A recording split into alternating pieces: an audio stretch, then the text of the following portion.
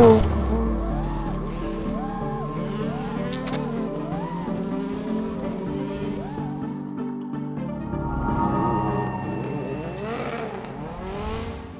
to DirtFish's STPR coverage. The Susquehannock Performance Trail Rally. It's the penultimate round of this year's ARA presented by DirtFish. So what is the STPR? Well, it's a two-day event in the forests of Pennsylvania in America's northeast. 2 days of competition for all our crews. Nearly 200 kilometres, that's round about 130 miles of competitive action, covering 16 challenging stages. The biggest thing with this event is it's extremely fast, and then, you know, if you miss your braking markers coming into those tighter corners, it's not the best. There's lots of camber on the roads that we don't deal with in a lot of other events, so it's going to be interesting out there because it's going to be, you know, on the downhill sections, who's brave enough to push into those flat corners and see how it goes. The tricky bit about this rally is it's very, very fast through the trees, but corners look like a 5 or a 6, but they don't quite drive that way. So it's a little bit of recalibration. The clay sections of the road have a very big crown in them. So it makes choosing that line really important. And we can't always drive the traditional line that we would drive on a road that has a little bit less crown, because if you get on the wrong side, it will obviously pull you off into the trees. STPR is definitely a tough one for me. It's a wide open rally for sure. Some sketchy big cliffs, really narrow roads, lots of big trees. We've had more crashes here than we've had finishes, and I haven't got a win. It's the only rally that's been, you know, on the circuit since, heck, this is the first rally I ever went to. I was in 2001, and actually came out to watch with Subaru. Mark Lovell was here. Yeah, I got to see David Higgins driving for Vermont Sports Car. This is my closest one to my house. Get to drive to it. All my friends and family come, and it'd be good to get a win here, that's for sure, because it's never happened before. STPR has been, you know, pretty much a staple in North American rally for a number of decades now. So with COVID a couple years ago, they weren't able to run, and coming out of COVID, they had some struggles securing permits and a couple of other things. So it ended up being down to a regional. So we're excited to have it back as a national event this year. You know, they have some of the most exciting roads on the series. We're glad to have it back. It's a great area. You know, Wellsboro and the surrounding area do such a great job of welcoming the rally in. So we're really excited. So before the action from STPR gets underway, let's take a look back at how the fight for this year's ARA presented by DirtFish title has developed through an increasingly fascinating season so far. Round one was the Snowdrift Rally, one of those unique events in North America. Don't forget, snow and ice, but no studs on the tyres. Sensationally, Mark Biakowski and his rather modest Subaru took the win after the work Subaru driver Brandon Semeniuk suffered a mechanical issue on the penultimate stage of the rally. Well, round two was the 100-acre wood rally. Semeniuk would be avenged on this the very next round when he inherited the 100-acre wood win from Ken Block. Block, don't forget, debuting the 2C competition Hyundai World Rally car in the US. He dominated until he hit a deer on the final stage. And the resultant damage, well, that forced him to drop his pace and to fall into second place behind our winner Semeniuk. We moved on to round three, and that was the Olympus Rally.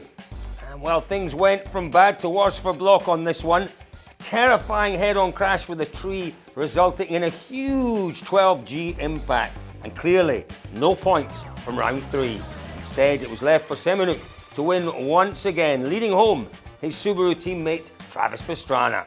Round four was one of those classics on the ARA presented by DirtFish. It's the Oregon Trail Rally. And Block, well, he had it all to do, needing a win if he was serious about challenging for this year's championship.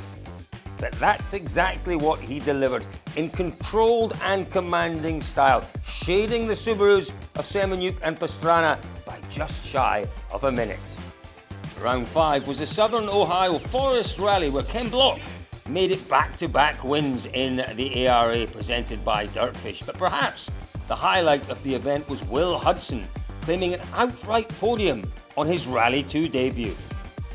And we headed east to Maine for round six, where Subaru man Brandon Semeniuk scored his third win of the season, edging a clearly frustrated Hoonigan star Ken Block by less than a second in the New England forests. Round 7, well, that was a little bit of a damp Ojibwe Forests rally. And damp, well, that's a word that in particular Mark Williams will remember for quite some time. The battle at the front, well, that was between Pastrana and Block once again, and it was, as usual, intense, until an unfortunate mistake from Travis put him out of the rally and allowed Block to cruise to victory. Brandon Seminouk, while he was dealing with issues of his own, he managed to secure second. And Texas Dave had a great run to third, claiming that final podium position. So heading into the penultimate round of the season, this is how the championship standings looked. Brandon Seminouk still leads the way on 116 points, but just behind him on 112 points it's Ken Block, third. And increasingly looking as if he's got a bit of work to do in the championship, it's Travis Pastrana on 95 points. Tom Williams still in fourth place. Mark Biakowski in fifth. Patrick Gruszka sits in sixth. Kyle Tilley in seventh. Seamus Burke is in eighth. Dave Carapetian is in ninth. And Michael Hooper rounds out the top 10. OK, well, I think it's time that we took a look at the action from the weekend, so I'll hand over to my DirtFish colleague, a man quite literally schooled in the skills of rallying, our very own senior DirtFish instructor. It's over to you, Jack Harrison. For the first time in 2 years, the Susquehannock Trail Performance Rally is back on the ARA National Championship presented by DirtFish Calendar. It's been a while since anyone has gotten a taste of anything but the waste management stages, but heading into stage 1, the top of the field had the least amount of recent experience of any rally in a while, with only one of the first 10 cars on the road having run the forest stages in the last 10 years, and 6 of those 10 never having done them at all. The main story coming into this rally was the tight championship battle between Hoonigan's Ken Block and Subaru's Brandon Seminouk, with Seminouk leading Block by just 4 points at the start of the event. Block's 2 wins to Seminouk's 0 entries on STPR made this already in Block's favour, but with the high-speed downhill sections lending themselves heavily to Seminouk's mountain bike-bred driving style, it seemed the rally would be a tight battle between the two, as they left nothing on the table in search of the championship. Stage 1 was a direct reflection of this. Being first on the road, Block seemingly had no speed loss to sweeping as he stormed through the stage to finish only half a second ahead of Seminouk after almost 9 miles.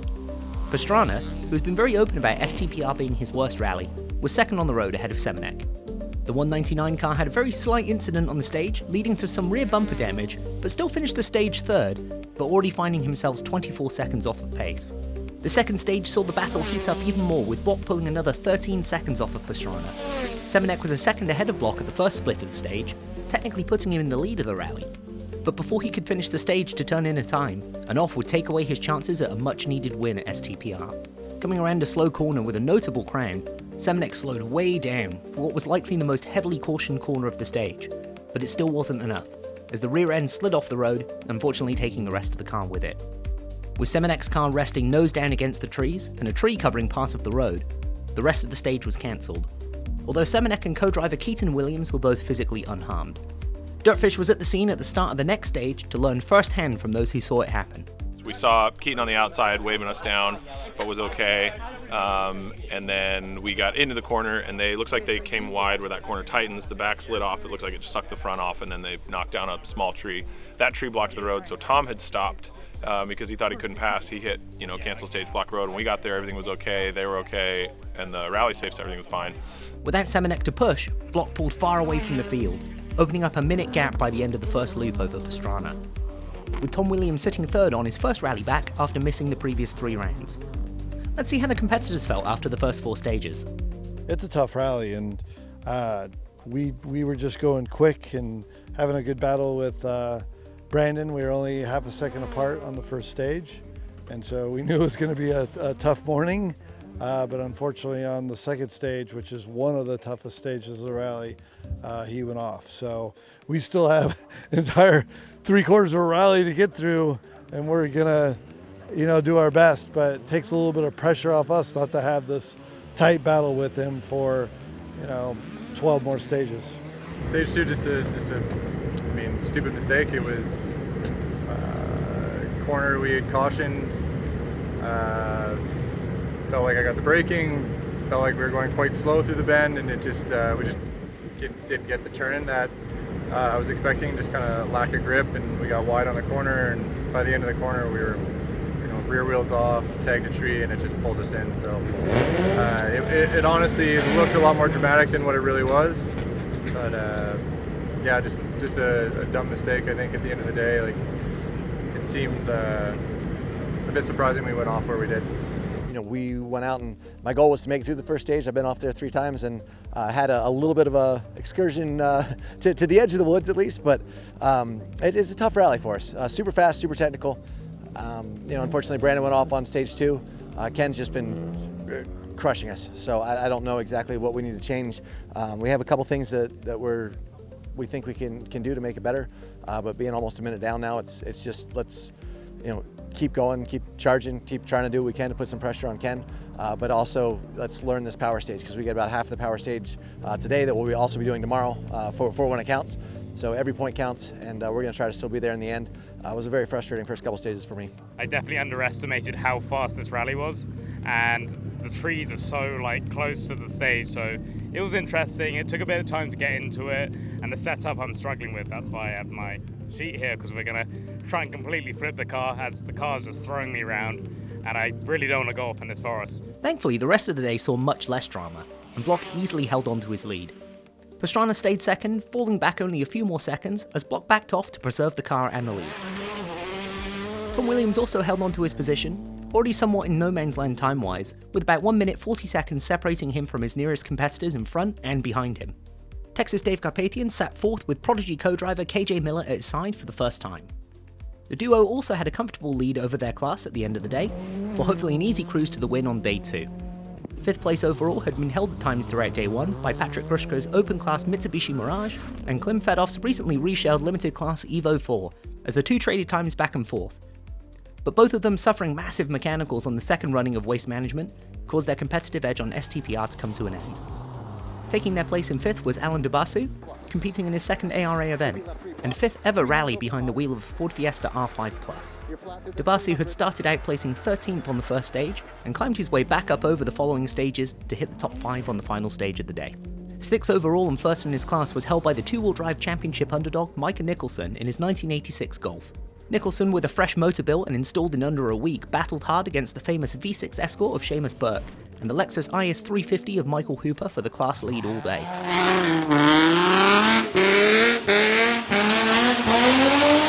And came out ahead with Burke just behind him in 7th.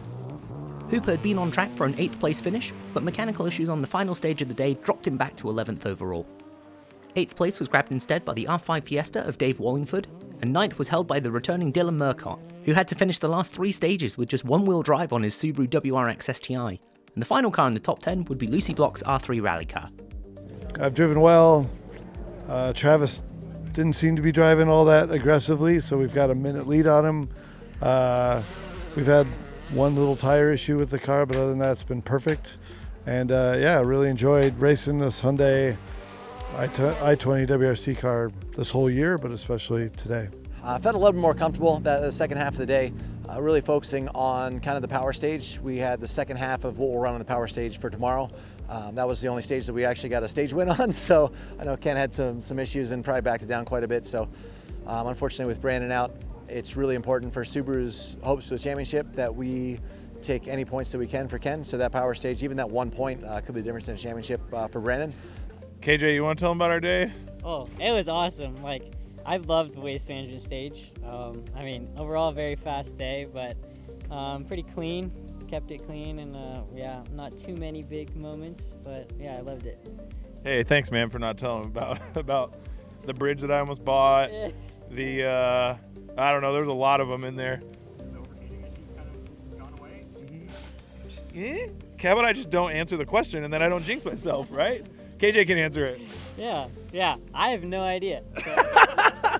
The regional rally started off with the open two-wheel drive Fiesta of Derek James taking a win on stage 1 and second on stage 2, before running into problems on stage 4 that dropped him to the back of the field, losing about 6 minutes. Derek was able to hold on to the class lead by the end of the day, however with his main competition Mike Cessna breaking a drive shaft on his BMW, and even had pulled his way back up to 9th overall. Taking over the lead from him was Adam Kimmett in his naturally aspirated four-wheel drive Impreza, as he battled his good friend John Kramer in second, who also had a GC Impreza competing in the nationally aspirated 4 class. You know, we just did the last leg. It was, you know, a fun loop. We didn't break the exhaust on Waste Management again, so that was a plus. We gained some time on each of the stages. Our buddy Kramer ended up getting a flat on one of the roads, so I'm bummed for him. He lost some time there, but some of the top guys have dropped out, and so we've moved up to 7th overall and leading the regionals. The entire NA four-wheel drive podium at the end of the day fit in the top 5 overall as well, with the Impreza Outback Sport of Greg Healy sitting 4th overall. 3rd overall and first in the limited four-wheel drive class was Mitsubishi Evo 10 of Sumit Punjabi, who held a roughly 90-second lead over his nearest class competitor, Tom Mayer, who sat 5th at the end of the day. Limited two-wheel drive was led by the Subaru BRZ of Chris and Sarah Nonick. The duo sat 8th overall at the end of day 1. Finally, Myron Georgakopoulos sat 16th overall, but first in class for open four-wheel drive as the lone entrant in his Subaru Impreza WRX. Before we move on to what happened on day 2, worth hearing from is Timothy Thomas, who filled us in on one of the coolest cars at STPR, his Volkswagen Red Dirt Beetle, that has recently been engine swapped from a 1.8T to a 5-cylinder and competed in the open two-wheel drive class in the STPR National Rally. We had to know all about it. So I bought it in New Jersey for $1,000, and it was a completely stock car. Engine blew up on the way home, and ended up just over the next few months putting in another engine, gutting it out, getting it ready for rallycross, and just ran it like that for a year or two before saving up some cash and putting in the stage rally gear. I ended up wanting a Beetle for the fact that it was a 1.8T. I wanted the turbo noises. I love turbo engines, like they just sound great. And then I kind of got pulled into the reliability, naturally aspirated reliability, and 5-cylinders sound great. My daily is a Volvo, 5-cylinder Volvo, so it kind of just came natural at this point. This is a 2006 Jetta engine, and it's also a 2006 Beetle ECU. So basically, the newer Beetles 2006 to 2010 came with these engines in them, in this chassis. So a lot of the parts were off the shelf to do the swap, and then it was a lot of just making sure that the wiring was correct, making sure that the really the wiring, making sure everything fit properly, making sure that we can actually get it to run, and then all the normal Volkswagen quirks and features to get things really it's all plug and play until you start doing it, right? I'd say compared to a lot of other cars out there, other than maybe the Honda Passport, it's one of the roomiest cages. Just the roof line is so tall that anyone can basically fit in a Beetle. We have the seats mounted about 6 or 7 inches off the floor for myself and my co-driver, and neither of us are very tall. So if we had like a 6'5" or 6'6" person that wanted to fit comfortably in here, we could just drop the seats basically to the floor and they'd have plenty of room. So it's an interesting little feature here. I think I'm just going to continue doing some of the more regional events. New England Forest Rally, SCPR, going down to Bristol for Forest Rally down there. All great experiences. Loved all the events. Really, I think there's just some minor things that I would change right now. Going to a transmission with some tighter gearing, since the second to third shift it's pretty tall. Other than that, maybe just a nicer suspension. It's currently just on like off-the-shelf Bilsteins and some VR6 wagon springs, so kind of the next big thing to be more competitive would definitely be a nicer suspension. But other than that, the car drives great, and I really wouldn't change too much about it. Now let's get back into the action and dive into what happened on day 2 of STPR. Day 2 of STPR started off in downtown Wellsboro with a park expose at the Green. Brandon Semenek's battered vehicle was on display for all to see after a long night of the team getting it back together. But mechanically, all was ready to go for Brandon to hit the stages and to prove his speed on day 2. Despite a timing issue leading to all of Stage 9's times being thrown out, Day 2 led to close competition amongst the championship hopeful teams, as Pastrana and Block each took 2 stage wins apiece, and Semenek took 3. Fortunately for Block, one of those 2 stage wins came on the power stage, which he took by 6.4 seconds over Pastrana and Semenek, who managed to tie for second place, both earning 4 points to Ken's 5. While Semenek was faster than Block by 25 seconds on Day 2 stages, competing in Super Rally meant he would officially finish in 14th. Earning only 2 points in the championship, plus the 4 from the power stage. Of course, even more fortunately for Block, his huge lead from the day prior carried over to an easy rally win for the day over Travis Pastrana. With Block and Pastrana in first and second, it would be Tom Williams finalising the podium for the overall battle, also winning the RC2 class. Just off the podium, Alan Dubasu continued his impressive showing by finishing 4th on the power stage ahead of Williams and finishing 4th overall in only his 5th rally. Despite the inside of the car getting incredibly hot, 5th place went to Seamus Burke, as did the two-wheel drive national championship for the 2nd year in a row. Not the way they wanted to win, Micah Nicholson had expanded his lead to 1 minute and 38 seconds before sadly retiring from the rally on stage 11, letting Burke easily cruise to a class win. Behind Burke would be Dave Wallingford's R5 Fiesta, who also managed to take the 2nd place RC2 class finish, while 7th would be the now second-in-class IS350 of Michael Hooper. The whole Block family found themselves in top 10, as well as Lucy's Rally 3 in 8th, and Leah's R2T sitting 9th at the end of the day. The top 10 was rounded out by Nick Allen and his limited two-wheel drive Fiesta. The LN4 class has arguably been the most surprising second day of the rally. Klim Fedorf did not re-enter the rally for day 2 after his retirement on stage 8, thinning the field a little bit, but another retirement from Dylan Murcott on stage 11, followed by Texas Dave's rear diff letting go on stage 13, that by the end of the rally it was Chris Sladek in the Honda Passport taking the victory, proving once again that sometimes reliability tops speed.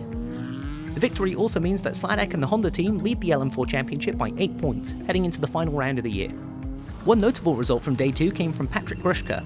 Despite mechanical issues on day 1 taking him out of the overall rally fight, and more mechanical issues causing a retirement on the last stage, Grushka laid down what was arguably the most impressive stage of his career, finishing second behind Brandon Semenek on stage 14, putting the Mirage ahead of Williams, Pastrana, and Block. After a long weekend, drivers were happy to have survived the high-stakes rally. Yeah, well, we finished the 8 stages for today, and Alex and I were able to bring home the win, and we won the power stage. So we come away from this event with a really good score. So now, with all the drops, we're actually up 2 points over Brandon going into LSPR. So it's been a battle since 100 Acre Wood with all the bad luck and the craziness going on, but we've got 4 wins now, and we're finally up on the championship going to the last event. So it's pretty wild. But this event was actually more work I've ever put into any event ever before. We knew the battle was going to be won or lost right here before the last round, and you know, Alex and I put in a ton of work to make it so that we had a chance to have this win. So, you know, the team, Alex and I, everybody just put in 100% work so we could be sitting here with the win today. STPR, another year goes by and another missed opportunity of just not getting a win here. Ken definitely was the class of the field. Brandon, started out super strong first day, but we're driving hard. I wasn't what I needed to be for the championship in that first day yesterday, but really made some good changes. It's really hard to get Brandon's car back. Brandon and I both thought we nailed it. We had the stage memorized. That was kind of our 4th time through it, or 4th time for us, 2nd time for Brandon, and really disappointing to fall so short in power stage. Subaru's been the class of the field for a long time, and not taking anything from Ken. He's a phenomenal driver and he's been spot on, but I don't know if Sebastian Loeb could have driven that stage 6 seconds quicker. But with this, having said that, that man has put so much time and so much effort and so much heart into his rally, and man, he's on his game right now. So going in the last round, Semenek has to win the power stage, has to win the final, and I've got to be in front of Ken somewhere to get Subaru on that podium. But the way he's driving right now, it's going to be very difficult. Not much has changed. It was a pretty tough weekend. Obviously, from early on, we had an incident, and it was not much we could do after that. It was kind of sit, wait, hope Ken made a mistake, and try and win the power stage. But obviously, none of that went to or came to fruition. So yeah, overall, it was a tough weekend, but we had fun in the car, and it was a good experience at this event, coming here for the first time and showing that we can get on pace quite fast. Unfortunately, we got caught out with some of the tricky roads. Yeah, no, it's been a faultless weekend really for us. Just driving as a big test. Well, the whole of this year has been a big test for us. Like, of course, we want to be here competing at the top of our game all the time, but it's nice to do these amazing rallies all across the states, and each one has different gravel, different types of roads, and each time me and Ross are just developing our notes and ourselves, as well as the McKenna guys just constantly helping me with the setup. So this rally's been perfect for us. We were real rusty at the start of this event, but then of course we started tweaking the setup, making it more comfortable, and yeah, we felt really good, and me and Ross were really getting on well together, and yeah, really happy we could just keep that consistent level throughout the whole rally and not put a scratch in the car. Adam Kimmett held on to the lead of the regional rally and the NA 4-wheel drive class for day 2 without much drama. Kimmett won all but one stage and finished with a time that would have landed him in 5th in the national rally had he entered there. John Kramer trailed behind him in 2nd place, and Sumit Punjabi held 3rd, as well as the limited 4-wheel drive lead on day 2 as well. So, even though there's like regional and national classifications, I always try and do well in the overall. I'm always happy with a top 10 overall. even as like a regional guy. So we had Seamus behind us all day today, which was pretty scary. And we just tried to stay ahead of him all day, and we were able to do that. So we're pretty happy about that. Fourth place went to Tom Mayer's WRX, and Ryan Pritchbukowski's moved into fifth place to finish the rally in the top 5 in his 2001 Impreza. Pat Darrow overtook Chris Nonnock on the penultimate stage for the limited two-wheel drive win, and 7th place overall in the River City Rally Lexus IS250 rally car. Derek James held a comfortable lead in the open two-wheel drive class, but the engine let go from overheating after stage 13, and Timothy Thomas in the 5-cylinder VW Beetle took the class win and 13th overall. Much like day 1, open four-wheel drive was won by the lone entrant Myron George Kapalis, who finished in 20th overall. Thanks, Jack. So with some titles decided and others still very much hanging in the balance ahead of the season-closing Lake Superior Performance Rally, this is where our championship standings sit. Ken Block is the man very much in the driving seat, leading the way on 139 points. Semenuk, well, he slipped to 17 points behind Block in second place. Travis Pastrana is third on 116. Tom Williams still in fourth. Mark Piakowski in fifth. Seamus Burke, he's in sixth. Patrick Gruszka is in seventh. In eighth, it's Kyle Tilley. Ninth, it's Michael Hooper. And in 10th, it's Dave Karapetian. So let's take a look then at our regional top 10. So there we have it. That was the STPR. It's now just over 3 weeks before the LSPR and the ARA, presented by DirtFish, Title Decider. Don't forget to stay tuned to dirtfish.com and all our social channels for all the news in the build-up to what's sure to be one heck of a Title Decider. We'll see you all there. We broke the car.